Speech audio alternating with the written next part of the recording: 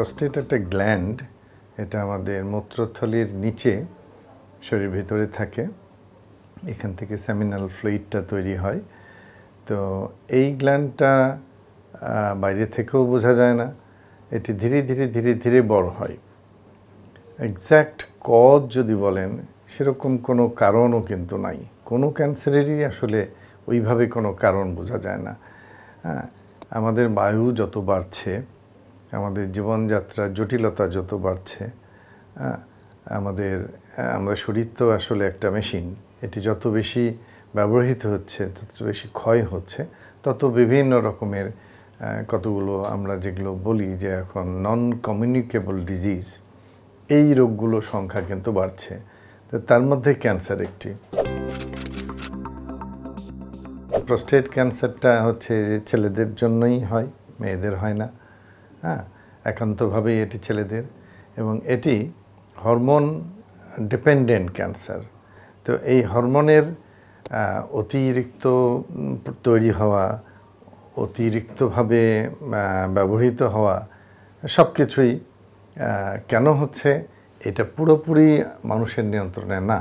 তো সেই টেস্টোস্টেরন হরমোনের কারণে তার শরীরের গঠনগত যেরকম পরিবর্তন এবং একটা বিশেষ প্রকৃতি হয়, তা আমাদের প্রস্টেট ক্যান্সারটাও সে প্রস্টেটের অ্যাক্টিভিটির উপরে কিছুটা নির্ভর করে।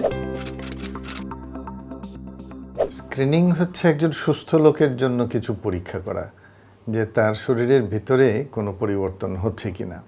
আমাদের ছেলেদের জন্য আমরা বলবো যে আপনার বয়স 50 বছর হয়ে গেছে, অতএব আপনি এখন একটু স্ক্রিনিংয়ের আওতায় আসেন।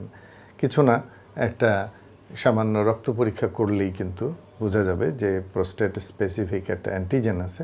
এটি যদি বাড়তি ভাব হয়, তাহলে সন্দেহজনক, বিভিন্ন কারণেই বাড়তে পারে, কিন্তু এটা যদি ক্রমশ বাড়তে থাকে, তাহলে কিন্তু উনি একটা ঝুঁকিতে যে পড়ে যাচ্ছেন, ঝুঁকির মধ্যে আছেন, এবং সেই অনুযায়ী পরবর্তীতে পরীক্ষা নিরীক্ষা, আপনার জীবনযাপন, আপনার ওজন, সব কিছু মিলে, বিশেষ করে 50 বছর বয়সে একজন পুরুষকে আমরা এই টেস্টগুলো করতে বলি। কিছুটা বলা যায় যে বংশগতভাবে একটা ফ্যাক্টর এখানে অনেক সময় থাকতে পারে। আর যেটা আমাদের দেখা যায় যে কিছু রেসিয়াল পার্থক্য আছে, যে আমাদের দেশে হয়তো একটু কম হচ্ছে, আমেরিকাতে বেশি হয়, এরকম রেসিয়াল কিছু পার্থক্য আছে। তাহলে এখানে আমরা দেখি যে এখানে খাদ্যাভ্যাস, জীবনযাপন প্রণালী বা পদ্ধতি, আমাদের জীবনযাপনের এই যে পদ্ধতিগত যে চেঞ্জটা হয়ে গেছে গত 50-100 বছরে, এগুলোর কারণেই কিন্তু এই নতুন নতুন অসুখ বিসুখ, নতুন এই যে নন কমিউনিকেবল ডিজিজের যে প্রাদুর্ভাব, এগুলো কিন্তু হচ্ছে। এটা নির্ভর করবে প্রস্টেট ক্যান্সারটা কোন স্টেজে আছে, রোগীর বয়স কত, রোগীর লাইফ এক্সপেক্টেন্সি কত। যে একজন খুবই বয়স্ক মানুষ, তাকে কিন্তু আমরা খুব রেডিক্যাল ট্রিটমেন্ট দিব না। হ্যাঁ, এবং আরও অনেকগুলো বিষয় দেখার আছে, যে তার রোগের তীব্রতা কতটুকু, রোগটি কি এক জায়গায় আছে না ছড়িয়ে গেছে, অর্থাৎ মেটাস্ট্যাটিক কিনা, সব কিছু মিলিয়ে একটা পর্যায়ে বলা হয় যে কিছুই করার দরকার নাই, ওয়েট অ্যান্ড ওয়াচ। আবার যদি খুব আর্লি স্টেজে থাকে, ছোট অপারেশন করলেই হয়। অপারেশন করা যাচ্ছে না, রেডিয়েশনে যান।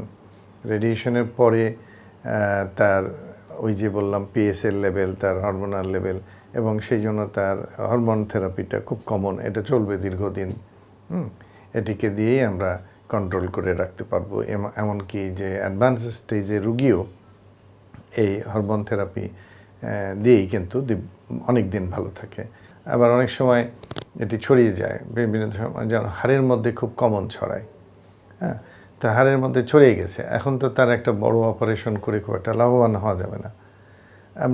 তখন তাকে আমরা বলি প্যালিয়েটিভ ট্রিটমেন্ট, যে হাড়ের ক্ষয়গুলোকে আরও যাতে বেশি ক্ষয় না হয়, সেইটাকে নিয়ন্ত্রণে রাখা, হাড়ের ব্যথা কমানো, হাড়ের ক্ষয় পূরণ করানো এবং রোগটাকে নিয়ন্ত্রণ করা। একজন বয়স্ক মানুষের জন্য প্যালিয়েটিভ ট্রিটমেন্টটাই অনেক সময় প্রয়োজনীয় হয়ে যায়। এইভাবে অবস্থা বুঝে, মানে রোগী এবং রোগের অবস্থা বুঝে ট্রিটমেন্টটা ফাইনাল করতে হবে। অপারেশন তো একটা মানে ইন্টারভেনশন একটা, তাই না? একটা মানুষের শরীরের মধ্যে অস্ত্রোপচার করে আমরা কাটাকাটি করি, অবশ্যই সাইড ইফেক্ট কিছু না কিছু হতে পারে। একটা সিম্পল ইনফেকশন হয়েও উনি দীর্ঘদিন ভুগতে পারেন। দীর্ঘমেয়াদী কিছু অসুবিধা হয়, বিশেষ করে প্রস্রাবের নিয়ন্ত্রণ তার কমে যেতে পারে যদি ওই যে নার্ভগুলো ইনজুরি হয়, এবং তার ইম্পর্টেন্সি, এগুলো নিয়ে কিছু কমপ্লিকেশন হতে পারে। এই জন্য এখন কিন্তু আধুনিক আরও সূক্ষ্ম পদ্ধতিতে ট্রিটমেন্টের ব্যবস্থা আসছে, রোবোটিক সার্জারির ব্যাপারটা আসছে, যাতে করে আরও নিখুঁতভাবে সার্জারিটা করা যায়। এখন ওষুধের ক্ষেত্রেও যেমন আমরা বলি প্রেসিশন মেডিসিন, রেডিওথেরাপি সেরকম প্রেসিশন পদ্ধতি, মানে যত নিখুঁতভাবে কাজগুলো করা যায়, সেই টেকনোলজি হাইটেক যে যুগ এখন আসছে, সেই অনুযায়ী কিন্তু আমাদের আসলে ট্রিটমেন্টগুলোর ডিসিশন নিতে হবে। আমাদের দেশে ধরেন যে কিছু তো সমস্যা হয়, যে অনেক সময় ক্লিনিকের ওই পরিমাণে মানসম্মত ক্লিনিক নাই, এগুলো সুপারভাইজ করার মতো লোকও নাই। সব মিলে অনেক ক্ষেত্রেই আমরা দেখি যে কিছু কিছু কমপ্লিকেশন হচ্ছে বা হতেই পারে। একটা সার্জারি করা একটা অংশ, আমরা সার্জারি করে দিলাম, তারপরে কি? বা আমরা রেডিয়েশন দিয়ে দিলাম, কেমোথেরাপি দিয়ে দিলাম, এরপরে কিন্তু নিয়মিত ফলো আপ। হ্যাঁ, এই যে রোগটা আপাতত নির্মূল করা গেল, এটি আবার ফেরত আসছে কি না, এটা কিন্তু নিয়মিত ফলো আপে থাকতে হবে। তাহলে এইখানে আমাদের দেশের একটা বিশাল সমস্যা আছে, যে সবাই মনে করে যে ট্রিটমেন্ট শেষ, এবং ট্রিটমেন্টগুলো তো ব্যয়বহুলও বটে। হ্যাঁ, তো এই ক্ষেত্রে অনেকেই এটাকে কিন্তু হেলা করেন। এইখানে শুধু রুগী না, রুগীর ফ্যামিলিকে এগিয়ে আসতে হবে। পরবর্তীতে ট্রিটমেন্ট পরবর্তীতে যে সাপোর্ট, তার একটা তো অর্থনৈতিক সাপোর্ট, তার পুনর্বাসনমূলক একটা ব্যবস্থা, চাকরি বাকরি বলেন, ব্যবসা বলেন, একটা ব্যাপার আছে। ফ্যামিলিতে তার যত্ন আত্তি, খাওয়া দাওয়া, পুষ্টি, এটার একটা ব্যাপার আছে।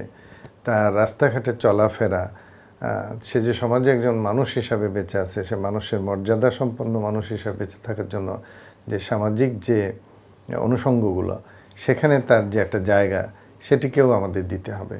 তো এইখানে ডাক্তারের পাশাপাশি সমাজের একটা বিরাট ভূমিকা রয়েছে, যেটি আমাদের দেশে কেবলমাত্র আমি বলবো যে শুরু হচ্ছে, অনেকগুলো প্রতিষ্ঠান কাজ করছে, কিন্তু এটি যথেষ্ট নয়। আরও অনেক অনেক অনেক এই জায়গাটায় কাজ করতে হবে।